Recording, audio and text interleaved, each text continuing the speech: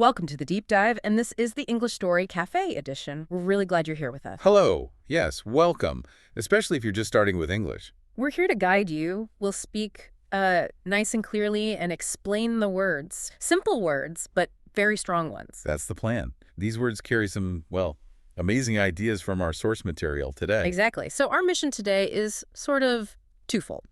First, we explore these really big motivational ideas, truths that can genuinely change things. How you live, how you learn. Right. And second, we use these powerful concepts to, boost your English, your vocabulary, understanding, all of it. And the source material we're looking at, well, it's a challenge. It's a warning, you could say. But not to scare you, more like encouragement. Yes, encouragement to act. The big idea is life moves fast, really fast, whether you feel ready or not. And waiting, that's presented as the biggest mistake. Definitely. So the original source has 10 big truths. We're going to dive deep into five key ideas. Yeah, the ones that really connect to achieving goals, big goals, like work success, getting healthy. Or mastering English, like you're doing right now. So I'll tell the main story parts, the examples, keeping sentences short and clear. Listen for those keywords, the nouns and verbs. Good plan. And I'll jump in to help unpack the why, the thinking behind these truths. Why they work, why they sometimes feel so difficult. And most importantly, how you can actually use them right now, starting today, for your English journey. Okay, let's kick things off. We're diving straight into the deep end here with the idea of urgency. Right. Let's start with truth one.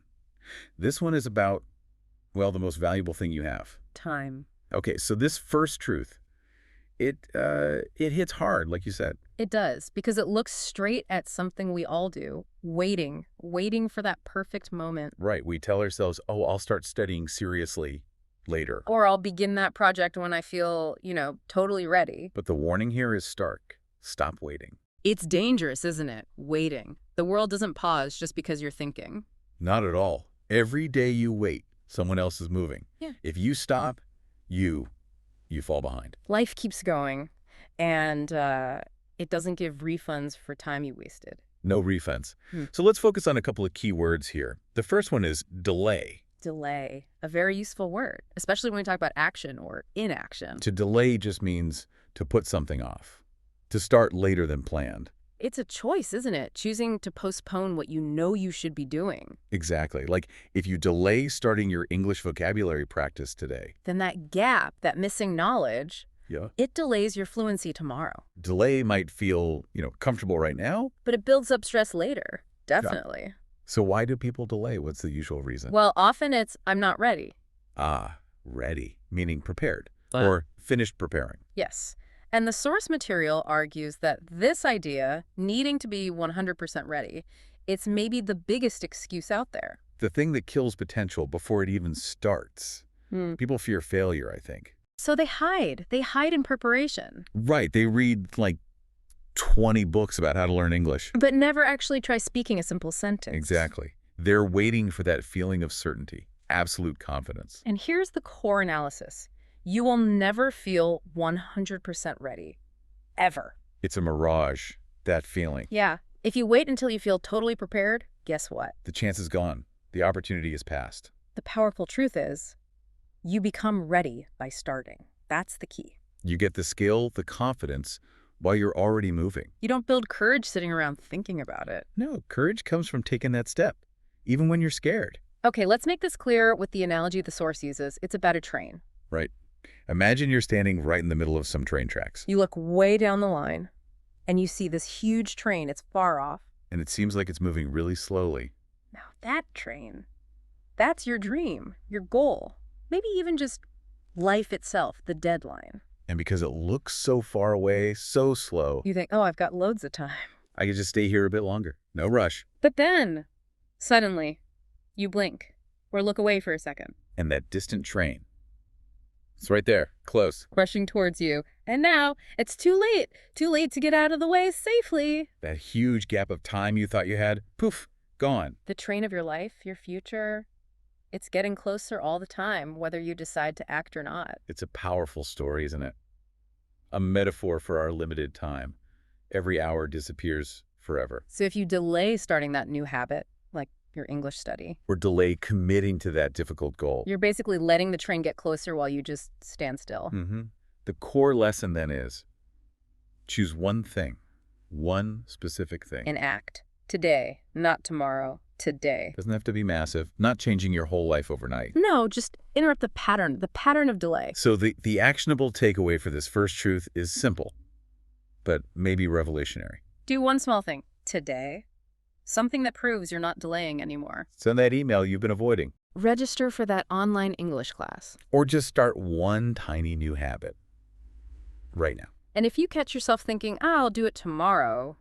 The source really challenges you there. Be honest. Do you really want the change? Or do you just want the comfort of thinking about the change? Because that comfort, that's the slowest, surest way to lose your dreams. Okay, so if truth 1 was about the urgency, about starting now, then truth 2 is all about the intensity you need once you've started. how to keep going. It argues you need to move past just wanting something. Right, into something deeper, something consuming. The word used is obsession. Now, obsessed, that word can sound a bit negative, can't it? Or extreme. It can. But here, it's used to describe a necessary depth of desire, a required level of focus. So if you're obsessed with a goal... You're thinking about it constantly. All the time. It just consumes your attention, your energy. Because if your dream is just like a preference, something you'd like to happen... The source says that's weak. Too weak. Motivation, it argues, is unstable. Like a nice feeling that just vanishes when things get tough. Exactly. Like when it rains. Only that pure, unwavering obsession that survives the bad days. The days you're tired, discouraged. When you feel like giving up. Okay, but hang on. This is a deep dive. We have to push back a bit here. Sure. Isn't having a plan B, a safety net, isn't that just sensible, responsible even? Especially if we're talking to people trying to build stability or learn a language gradually. Why demand this? This extreme all-or-nothing commitment? That's a really important question. And the source has a clear answer. Okay. It argues that Plan B, yes, it protects you from the pain of failure. Right. That makes sense. But it also protects you from the possibility of maximum success.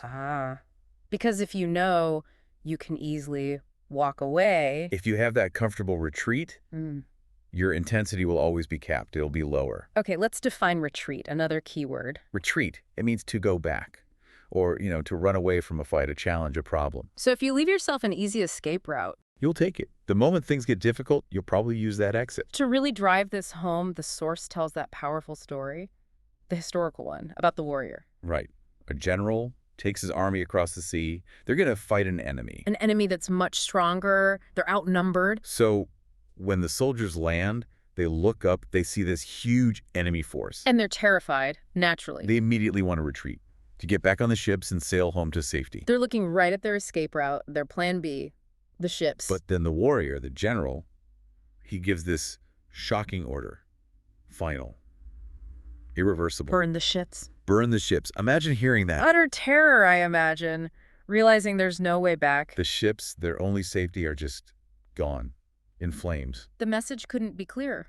Plan B is gone. We either win this fight, or we die right here on this beach. And because there was no easy exit left. They fought differently, with incredible desperation, fueled by survival itself, not just fuzzy motivation. They fought with everything they had, Wow. 100%. And they won against the stronger enemy. Wow. So that's the idea behind burning the ships in your life. Exactly.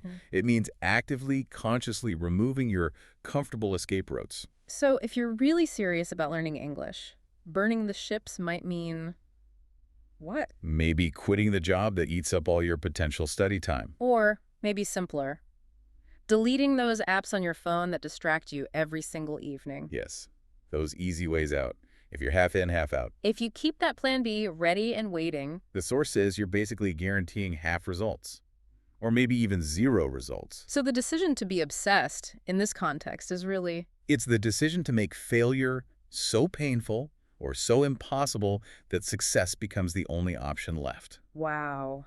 Think about your goal, your dream, as being as vital as oxygen. Right. If your English goal doesn't feel like the air you need to breathe. If skipping a study session feels normal, okay. Yeah, then you haven't burned the ships yet. You haven't made it fundamental, part of who you are. People who are truly obsessed, they often look, well, crazy to others, don't they? They do. They skip the parties, work late, Say no constantly to distractions. But the source insists the life you really want, it will always look extreme. Always look crazy. Hey. To the people who chose the easy, comfortable path. The ones who gave up on their own big goals. Okay. So the actionable takeaway for this truth. Truth 2. Identify your safety net. Your specific plan B. What's your easy way out when English gets tough? Is it switching back to movies only in your own language? Is it that quick decision to just go out with friends instead of doing your planned study session? Decide consciously to eliminate that easy exit. Cut it off. Commit. 100%. Burn the ship. All right, let's move on. We're jumping to truth 6 now. And this one, it's a bit of a puzzle. A paradox. It really is. It sounds completely counterintuitive at first. How can following strict rules, discipline possibly give you freedom? Most people think freedom is the opposite, right? Doing whatever you want whenever you feel like it. But the source calls that idea, that common belief, a major trap. A dangerous one. Yeah. Because that kind of freedom, based on your mood, Right. it's temporary. And eventually it leads to you being, well, enslaved. Enslaved by your own impulses, your whims. Okay, let's clarify the key words here for our learners. First, discipline. Discipline. It means sticking to your chosen rules, your commitments. Especially when you don't feel like it. It means your commitments, your plan, runs the day, not your ever-changing feelings. And the second word, freedom. What does that mean here? Freedom here is the real goal, the deeper freedom. The ability to live life on your own terms. Control your own time. Exactly. Control your time, your money, your choices, your opportunities. Real control. And the warning is stark. If you lack discipline, you become a slave. Not to some harsh boss, necessarily. But to yourself, to your own lazy tendencies, your moods. You wake up late because your mood says stay in bed. You skip studying English because your mood says watch TV instead. And slowly, your whole life starts to feel like a cage. A cage you built yourself, one tiny bar at a time. Every time you said, I just don't feel like it, you break promises to yourself. Daily. And if you can't trust yourself, how can you ever feel stable, confident? You can't. And this leads to that really profound cost of lacking discipline. Regret. Regret, that deep sadness, disappointment, usually about something you didn't do. A mistake of omission. Often. Something you failed to start or failed to stick with. And the source makes this terrifying comparison. The pain of discipline, getting up early, tackling difficult grammar. That pain lasts. Yeah. Minutes, an hour. It's temporary. But the pain of regret, that can last a lifetime. You pay for your future one way or the other. That's the message. Either you pay with manageable discipline now. Or you pay with deep, heavy, lasting regret later. Okay, now here's where it gets really interesting. The analogy used, the river. The river analogy. Right. Think about a huge, beautiful river. If you just leave the water alone, what happens? It's soft, gentle. It flows everywhere, right? Spreads out, scatters its energy. And eventually it might just dry up or become a swamp. It moves, sure, but it has no focus power. But what if you build strong walls along its banks? Those walls, they represent your discipline. You guide the water. You focus all that scattered energy. And suddenly, that same soft water, now concentrated, it gains massive, unstoppable power. It can turn turbines, power whole cities. Carve new paths right through solid rock. Discipline, then, is just building those guide walls for your time, your energy. Without the walls, your energy is scattered, wasted on, scrolling social media or random tasks. But with discipline, you channel that same energy into a focused, powerful current. Turning your daily hours into an unstoppable force aimed directly at your goals, like learning English. The water doesn't lose its freedom, does it? It gains power, purpose, utility. Exactly. It gains capacity. This is why financial discipline, saving money, consistently gives you freedom. Freedom to choose your job, maybe. Walk away from a bad situation. Right. And physical discipline, training your body, regularly gives you freedom from constant sickness, weakness. And for you, the English learner, mind discipline.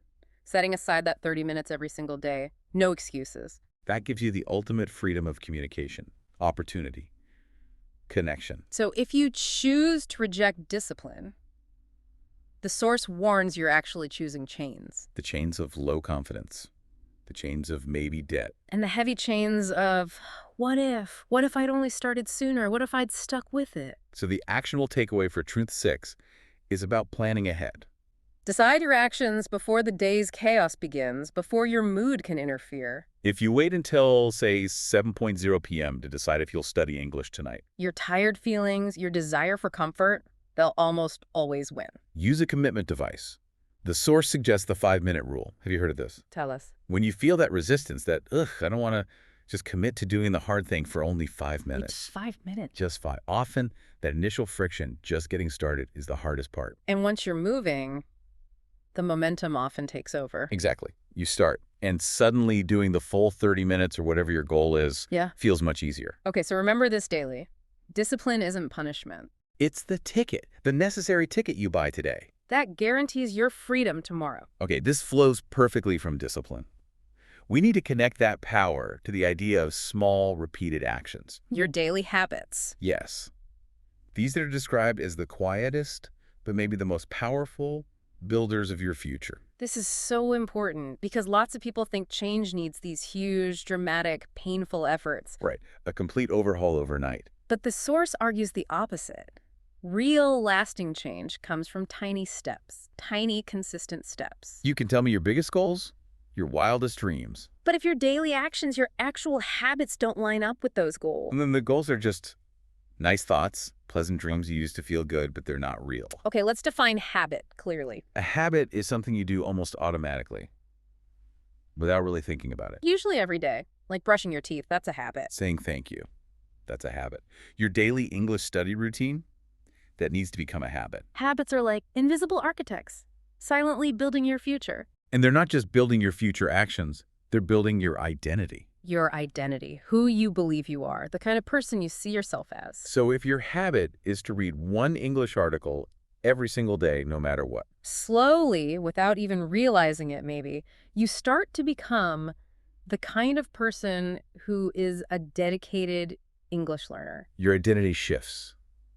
But if your habit is to procrastinate, to put things off, Then you become the kind of person who sees themselves as unreliable, someone who doesn't follow through. to really grasp this power of consistency, the source uses another fantastic metaphor: the canyon.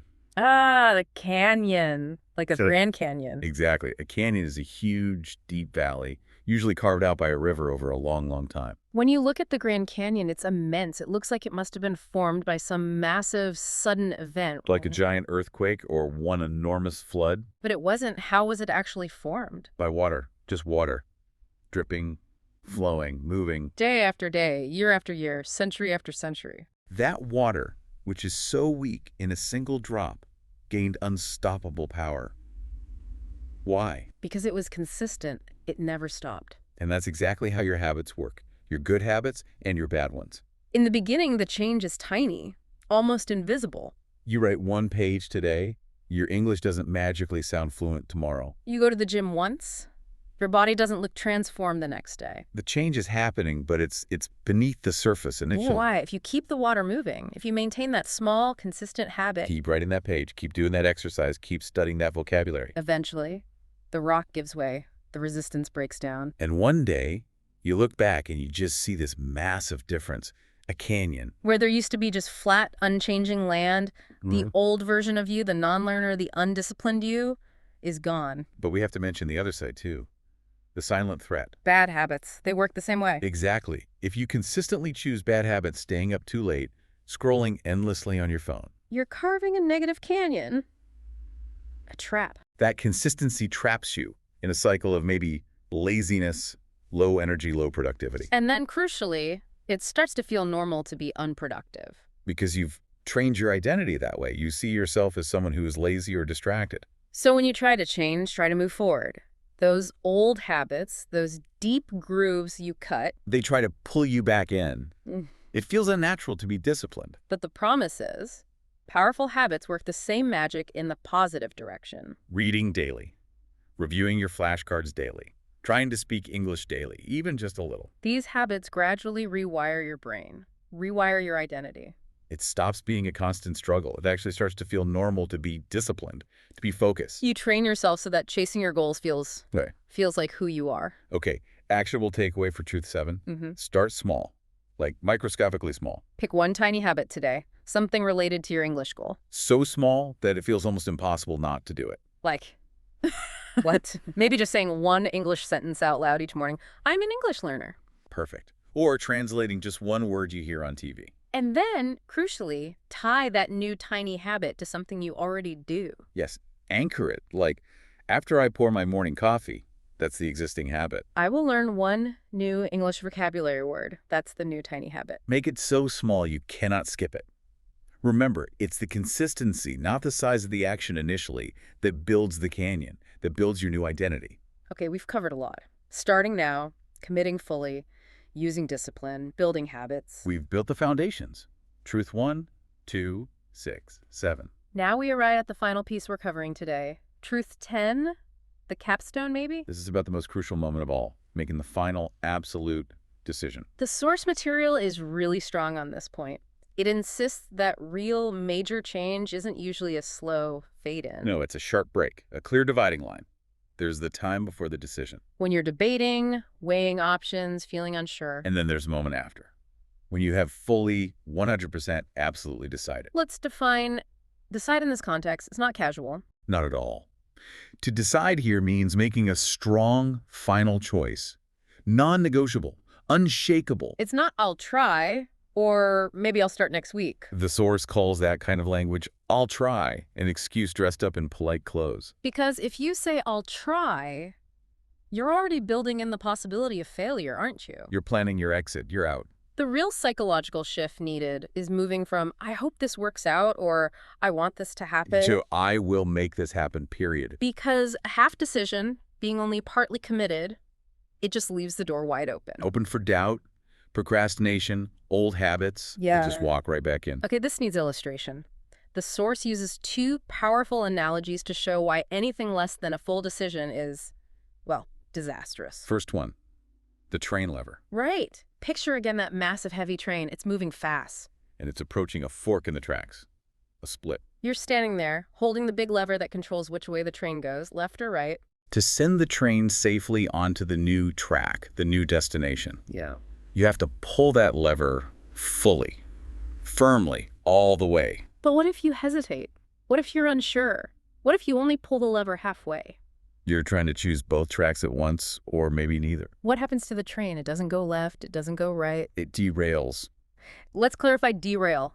That means the train literally jumps off the tracks. It's a crash, a total disaster. And half decisions kill your dreams in the same way. They scatter your focus, your energy, your commitment. When you say, okay, I'll try to study English every day, but I'll also keep watching hours of TV in my own language. You're pulling the lever halfway. You're setting yourself up for derailment, a crash. The second analogy is the dam.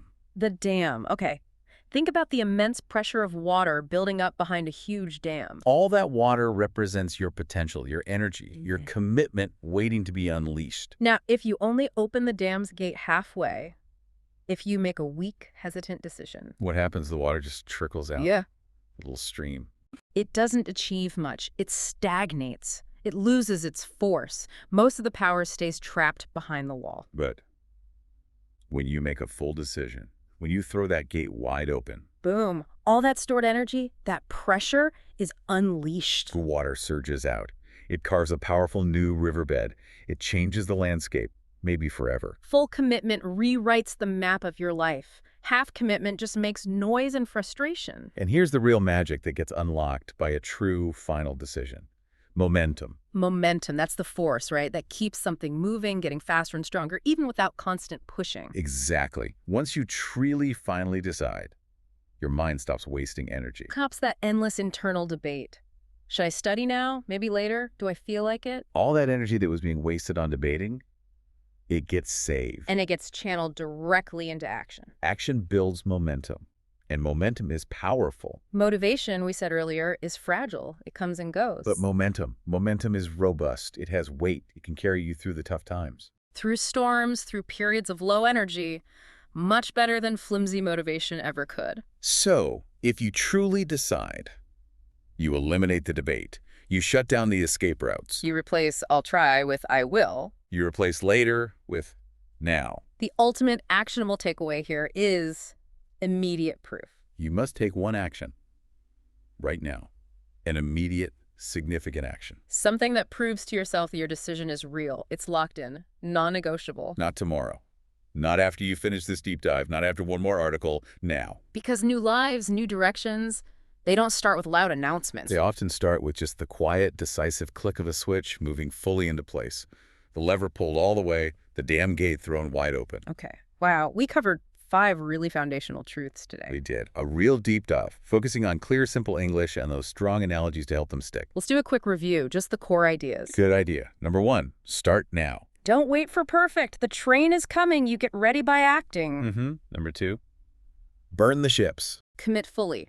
Plan B is an anchor. Cut the escape route. Fight like you have no other choice. Number 3, discipline equals freedom. Discipline isn't punishment. It's building walls to guide your energy, like a river. Creates power, avoids regret, leads to real freedom. Right. Number 4, habits change who you are. Consistency beats intensity over time. Small actions carve the canyon. They slowly rewrite your identity. And number 5, make the final decision. Don't pull the lever halfway. Half decisions cause derailments. A full, committed decision unleashes momentum. Excellent summary. Now, we really want to encourage you, our listener, to practice. Use your English. Pause this recording if you need to. Think about these ideas and try to say your answers out loud in simple sentences. This is so important. A crucial habit for building fluency speaking. Okay, question 1. Simple recall. What's one powerful good habit you already have? Something that makes you feel successful, even if it's small. Think about the canyon idea. What positive groove have you already started carving in your life? Question 2. Simple application. If you had to metaphorically burn one ship today to commit 100% to your English goal, what one comfortable distraction would you eliminate? What's your easy way out that you could cut off right now? And question 3, a concept check. Why does the source say discipline is the path to freedom? Try to use the river analogy in your answer. Remember how the walls give the water power. The answer, essentially, is that discipline channels your energy, so you control your time and choices. Instead of your moods and habits controlling you, that's real freedom. Okay, and one final thought, something provocative for you to think about on your own. If you looked really honestly at your schedule right now, which of your current Plan B options? Those safety nets you rely on when things get tough with English, which one is maybe killing your real commitment? And if you metaphorically burned that one specific ship today, what immediate, non-negotiable action would you be forced to take right now? Because your life right now is the answer to the question, why am I doing this? Point to the work you did today. That's your answer. Use this knowledge. Keep learning English. Keep building your future. Thank you so much for joining us for this deep dive. We really hope these ideas help you on your journey. Please subscribe to English Story Cafe for more deep dives into learning, language, and life. We'll see you next time.